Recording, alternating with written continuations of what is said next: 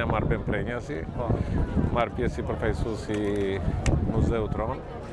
Është një muze simbolik, i cili është në Tiranë, por në vetvete ka mbi 40 makina dhe mbi 50 motor, të cilët kryesisht i përkasin periudhës të para viteve 90. Mbi 90% e këtyre mjeteve, motor dhe makina, janë përdorur në Shqipëri gjatë kohës komunizmit. Këto makina që kemi sot këtu, i keni sjellë posaçërisht për këtë vend? Po sot kemi ardhur me një grup makinash, për Old Metër Fest 2026. Zoti Gentian Bici na ka ftuar dhe ne kemi ardhur me afro 6 makina, të cilat aktualisht ku jemi me një Gaz Volga, prodhim i ish Bashkimit Sovjetik, një makinë ikon e përdorur në Shqipëri gjërësisht në vitet 50, po jo vetëm në vitet 50 ka hyrë në Shqipëri, po është përdorur deri vonë. Në atë kohë përdoreshe nga institucionet shqiptare, nomenklatura e lartë komuniste e kohës. Është një makinë ikon, Gazi prodhoi disa modele të makinave.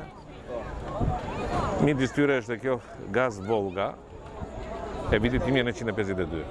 Ky është gaz, do të thënë si gazi që kemi aty? Po, është i njëjti model, Gaz, emërtimin e i prodhon në njëjta fabrikë. Gaz është Gorski Autozavod. Është emri i fabrikës e cili i prodhonte, dhe pastaj është modeli, ai është Gaz 69, ky është modeli Volga. Ka ndonjë histori kjo makinë? Po këto janë makina që janë gjetur në Shqipëri, të përdorura, janë gjetur në kushte shumë të këqija, dhe shumë herë kur marrim makinat për fat keq, nuk i gjejmë dot historinë, mënyrën se si janë përdorur. Pasi po t'i vishtin dhe me historinë, vërtet do ishin shumë më interesante dhe për publikun. Ju i rregulloni vetë makinat? Të gjitha makinat që kemi gjetur në kushte të mjerueshme.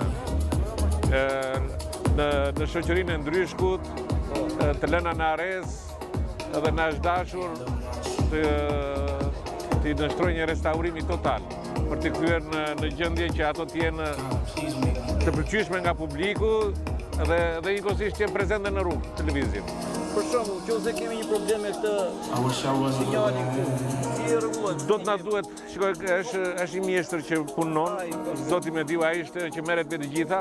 Është shumë e vështirë për të gjetur aksesorë të këtyre makinave, meqense këto janë makina të prodhuara në kohë dhe në Shqipëri nuk janë se vetëm janë përdorur, e kemi shumë të vështirë për të gjetur pjesë, dhe kur i gjejmë pjesë kënaqemi, por mbi 90% të gjithë mjeteve, makina dhe motora janë me pjesë origjinale.